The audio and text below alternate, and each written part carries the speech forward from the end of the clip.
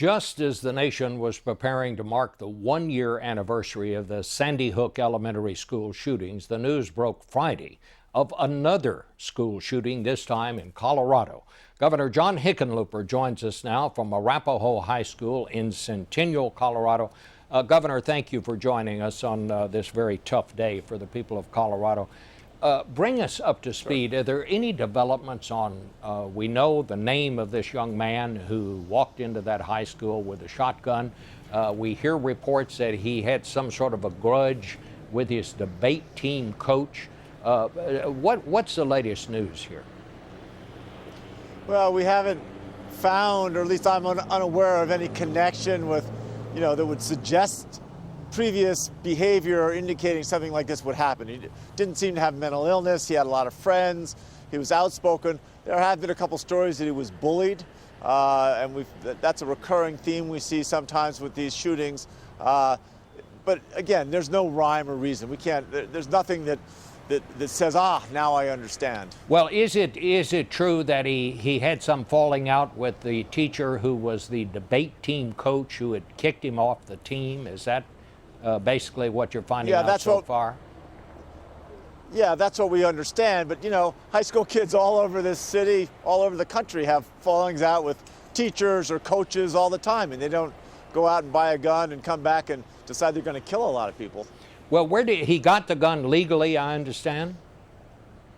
Yeah, that's the information we have. He bought the gun legally, then he bought a large amount of ammunition. I mean, he came into the school prepared to do damage to a lot of people. And I think the one thing, having had these episodes in the past, we do have, strategies and protocols in place where we had a deputy sheriff in the building who immediately ran towards the trouble, right, towards the problems. And he was there basically within a minute of the first shots. I mean, that's a remarkable response, and I think everybody from the sheriff out here, Grayson Robinson, his entire team, they deserve a lot of credit for what could have been much, much worse. Now, there was one young woman, I understand it, who was shot. How is she?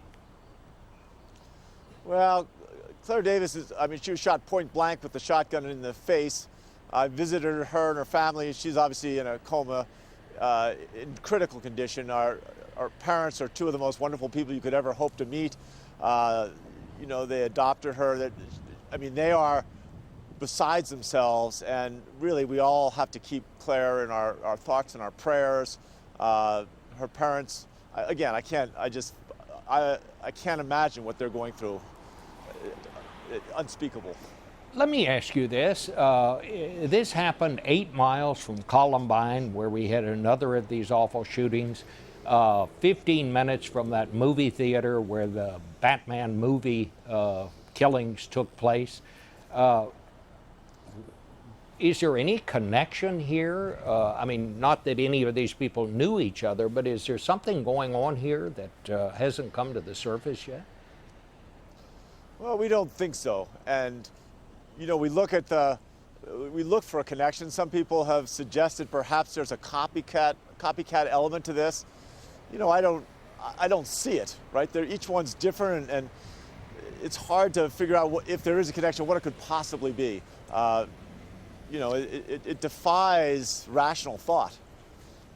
Governor, what has to be done here? You actually passed some pretty tough gun laws out there in Colorado after those other incidents happened. And yet they continue to happen. You had 2 state legislators who were recalled from office because they led the effort to tighten gun laws out there. Where do you see this going? Well, I think if you were going to make one comment about Coloradans, 2 things that they deeply care about is the protection of their Second Amendment rights. They care strongly about that Second Amendment right. But they also care deeply about making their communities safer. So things like universal background checks, I think they are going to make us safer, but they in this specific case aren't going to make a difference at all, right? And that's the challenge. We've invested over $20 million last legislative session in mental illness. So we've got 24/7 hotlines. We've got mobile crisis centers. We've got 24/7 drop-in centers. really trying to intercept people with mental illness before they can cause damage to themselves or to others. And yet somehow this kid didn't exhibit any of those symptoms.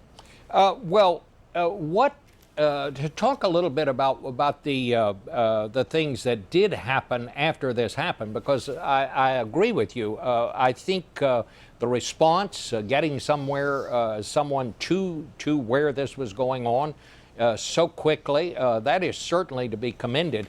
What kind of procedures have you put in place there?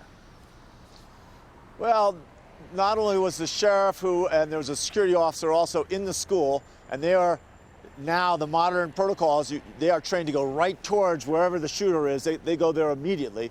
But in addition to that, we had police officers from other jurisdictions surrounding the area, all coming into the school and being paired in many cases with people from different jurisdictions to go into different parts of the school in case there were multiple shooters, in case it was much worse. And they had been so well trained that they could go and be deployed, again, with someone from a different district, and yet they all knew how to communicate. They all were on the same wavelength in terms of what their task was. I mean, that kind of training is very, very powerful. Well, Governor, I want to thank you so much for being with us this morning, and obviously our hearts go out to everybody there, and we thank you for being with us. We'll be back in a moment with some personal thoughts.